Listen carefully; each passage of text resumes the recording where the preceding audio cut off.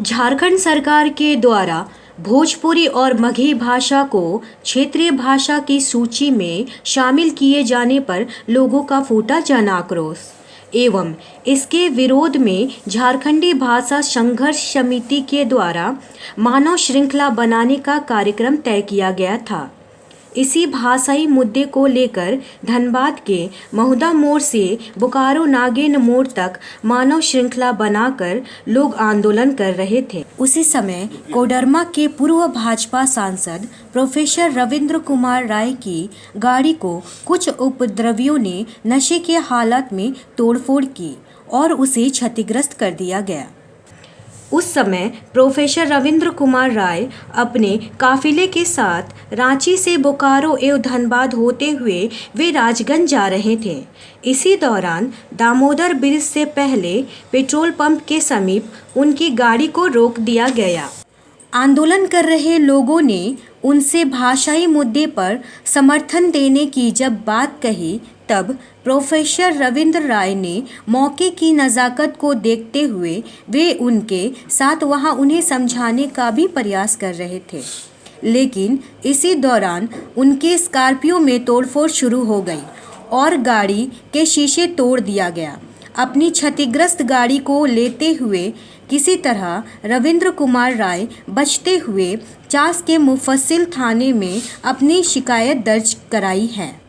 पूर्व सांसद रविंद्र कुमार राय ने बताया कि अगर वह समझदारी से काम नहीं लेते तो मेरी गाड़ी को जला दिया जाता और मेरे साथ साथ मेरे अंगरक्षकों को भी जान से मार दिया जाता। मैं रांची से चला हूं और राजगंज में भारतीय जनता पार्टी धनबाद जिला किसान मोर्चा की जिला कमेटी की बैठक है, तो उसी में मैं मुख्य अतिथि के नाते भाग लेने के लिए जा रहा था। जोधाबोड़ी मोड़ से जब हम आगे बढ़ गए तो मुझे लगा कि आप शायद हम निकल जाएंगे, लेकिन आगे दामोदर नदी के पहले एक पेट्रोल पंप है, उसके पास में काफ़ी लोग जमा थे। पहले तो उन्होंने कहा कि मेरे मुद्दे पर आप समर्थन दीजिए। मैंने उनको कहा कि भाषा के विवाद का हम विरोध करते हैं और हम आपके कई मुद्दे हैं जिन पर हमने भी सरकार को कहा है विचार करने के लिए।